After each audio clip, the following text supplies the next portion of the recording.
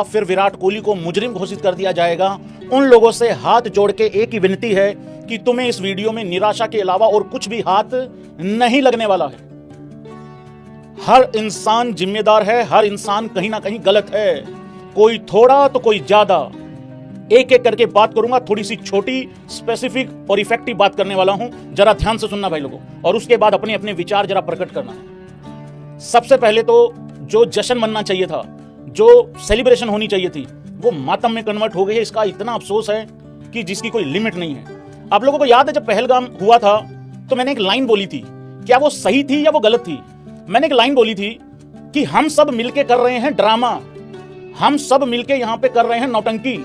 जिसके घर का वो इंसान चला गया इस दुनिया से, उसको पता है असली दुख क्या है। बाकी कितनी ही इंस्टाग्राम की स्टोरी लगा लो, बाकी कितने ही ट्विटर पे आप ट्वीट कर लो, या कितनी ही यूट्यूब पे वीडियो बना लो, या एक से भरा एक टाइटल लिख लो रोने वाला, या फिर फोटोज लगा लो थंबनेल पे, उससे घंटा फर्क नहीं पड़ता है। जिस बाप का बच्चा चला गया, जो ये कह रहा है कि मुझे मेरे बेटे की कम से कम पूरी लाश ही दे दो, उसके पीसेस मत करो, उसमें चीर फाड़ मत करो, मुझे सिर्फ इतना दे दो, उसको 10 लाख रुपए का जो एक अमाउंट है, उससे तो कोई रिकवरी होने वाली है नहीं। वेलकम भाई लोगों, सब भाइयों का स्वागत है। एक एक करके बात करेंगे, लेकिन सबसे ज्यादा मेरे को एक चीज का अफसोस है और हमेशा रहेगा। मैंने इंस्टाग्राम पे एक रील भी अपलोड करी थी और मैंने ये कहा था, जब तक हम खुद मतलब सब जिम्मेदार नहीं बनते ना, रिस्पॉन्सिबिलिटी अपनी नहीं समझते, ये ना पहला इंसिडेंट है और ना ये आखिरी है। क्योंकि कोई भी इंसिडेंट होता है तो क्या आता है निकल के, मालूम है? और जो मेरी बात से एग्री करता है ना, वो यूं करते रहना। जब भी कोई इस तरीके का इंसिडेंट आता है, क्या आता है निकल के? पॉलिटिक्स चालू हो जाती है, इसकी गलती, उसकी गलती, इसकी गलती, लोग जस्टिस मांगते हैं। और मैं हमेशा एक बात बोलता हूं, लोगों का जस्टिस मांगने की आग तब तक जलती है जब तक वो मोमबत्ती बुझती नहीं है। जब तक वो मोमबत्ती जल रही है, जस्टिस की आग भी जलती है। जैसे ही वो मोमबत्ती बुझ जाती है, उसके बाद सब खत्म हो जाता है। मुझे एक चीज समझनी पड़ेगी, मेरा घर मेरी वजह से चल रहा है, करेक्ट है? तुम लोगों को भी ये बात समझनी पड़ेगी कहीं ऐसी जगह जाने से पहले कि अगर कोई दुर्घटना हो गई, देखो जिसकी आई है उसकी घर बैठे बैठे भी आ जाएगी, लेकिन मुझे ऐसी जगह पे जाने से पहले सबसे पहले ये सोचना है और ये देखना है, अगर कोई ऊंच नीच हो गई, सरकार एक आंकड़ा दे देगी, सरकार जांच बिठा देगी। आज तक मैंने जांच बैठती हुई देखी है, खड़े होते हुए कभी नहीं देखी जांच। ये कभी नहीं देखा कि भाई फलानी जांच बैठी थी और ये देखो जी ऐसा डिसीजन लिया है, ऐसा मतलब फैसला सुना दिया कि रूह कांप गई होगी, ऐसा आज तक नहीं हुआ। तो सबसे पहले हर आदमी को जिम्मेदार बनना पड़ेगा। कोई पेड़ पे चढ़ा हुआ है इतनी ऊपर, कोई खंबे पे लटका हुआ है। मैं आपको बात बता रहा हूं, लोगों ने बिजली की नंगी तारें छोड़ के बाकी हर जगह पे चिपटे हुए थे सारे के सारे। ना किसी ने छोटे बच्चे देखे, ना किसी ने लड़कियां देखी। धक्का मुक्की, वो पहले आओ पहले पाओ के चक्कर में, मतलब इस तरीके से स्टेडियम में अंदर टूट रहे थे लोग, जैसे कि अंदर पंचवर्षीय योजना चल रही है और किसी को 5 साल के लिए फ्री राशन बांटा जा रहा है और अंदर पहुंच जाओ बस, किसी तरीके से एक बार टच कर दो। एक बार खुद जिम्मेदार होना पड़ेगा, खुद रिस्पॉन्सिबिलिटी लेनी पड़ेगी।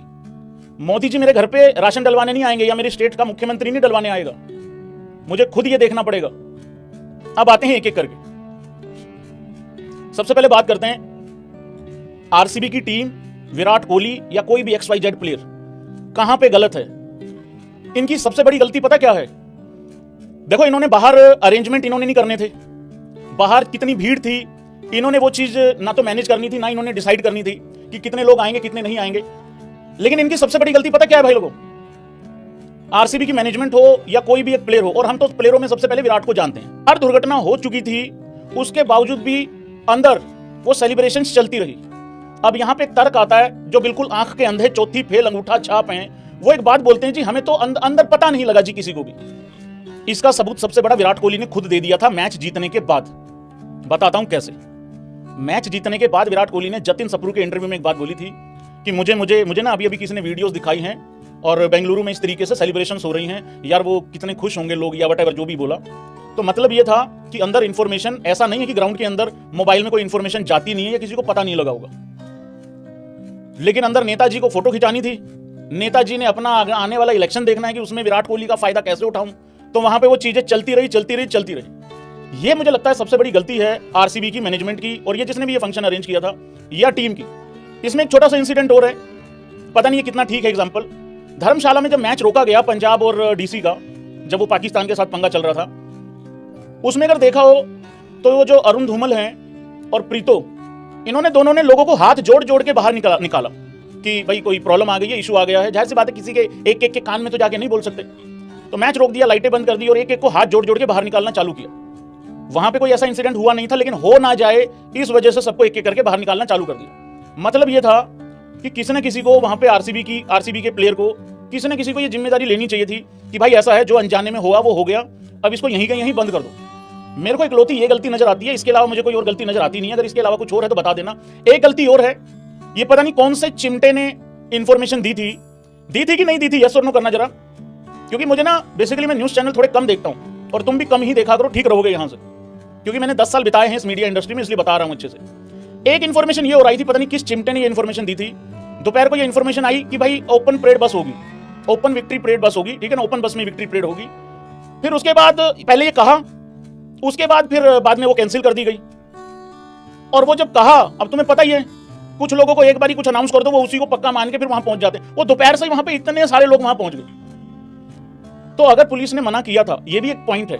हमारे देश के एक बहुत बड़े पत्रकार हैं, हाँ जी, बहुत ही बड़े वाले पत्रकार हैं, उन्होंने ये इन्फॉर्मेशन दी थी सबसे पहले कि पुलिस ने मना किया था, जो कि किया भी है, पता लग चुका है बाद में। पुलिस ने मना किया था कि भाई हम ओपन परेड जो बस है, ओपन बस में जो विक्ट्री परेड है, वो हम नहीं करवा सकते, क्योंकि यहाँ अरेंजमेंट होने वाला है नहीं है और वो इतना कंजेस्टेड एरिया है यार, वहां नहीं हो सकता। वो वहां बेंगलुरु में वैसे ही पंगा रहता है ट्रैफिक का। उन्होंने मना कर दिया। तो जब उन्होंने मना कर दिया था, चलो वो कैंसिल हो भी गया बाद में, ठीक है, चलो हो गया। फिर उसके बाद स्टेडियम की तरफ, मतलब ग्राउंड में जब लोगों ने जाना था अंदर, वहां पे भी कुछ ऐसा आया था कि वो जी टिकट लगेगी, फ्री टिकट। तो भैंस, मुझे ये नहीं समझ आ रही है फ्री टिकट क्या होती है। अरे कोई तो ऐसा सिस्टम बैठाना था ना कि किन 35,000 लोगों को अंदर घुसाना है। अगर 3 लाख लोगों में से ये बोल दोगे कि जो पहले आएगा वो पहले पाएगा, तो भाई धक्का-मुक्की तो होगी ना। ये सबसे बड़ा कारण है वहां धक्का-मुक्की का। बाहर लोग इतने आकार में खड़े हैं और अंदर रास्ता इतना है, तो वहां पे दब के तो मरेंगे ना लोग। दोपहर से ही किसी ना किसी को ये बात पता थी कि यहां कुछ ना कुछ गड़बड़ होगी, इसलिए पहले मना करा गया। और जब मना करा गया तो आरसीबी की मैनेजमेंट की तरफ से किसी को चल थी कि नहीं नहीं नहीं नहीं, ये तो होके रहेगा, क्योंकि 6-7 प्लेयरों को विदेश जाना था। हाँ, उनको विदेश, और उनको पहले भेज देते, फिर जो यहाँ पे अवेलेबल था उससे करवा लेते जो कराना था। और अभी एक चीज और आई है भाई, एक चीज और आई है दोपहर बाद, पुलिस ने 2 दिन का टाइम मांगा था कि हम अरेंजमेंट कर लेते हैं अच्छे से, और उसका भी टाइम नहीं दिया कि नहीं नहीं हमें तो जल्दी करना है। कर लो भाई, जल्दी कर लो। मैंने रील में भी एक बात बोली थी, इंस्टा की रील में भी बोला था कि जो लोग बाहर कुचल रहे हैं एक दूसरे को, जो दब रहे हैं, सेलिब्रेशन अंदर रोकनी चाहिए थी, बट बाहर कोई तो ऐसा होता जो मैनेज करता। इसका कौन कौन कारण मानता है सबसे बड़ा, बताना जरा। अंदर नेताजी हैं सारे, वो सीएम हैं, डिप्टी सीएम हैं, सारे बड़े बड़े नेताजी अंदर हैं, सारी की सारी सिक्योरिटी तो वो लेके बैठे हुए हैं।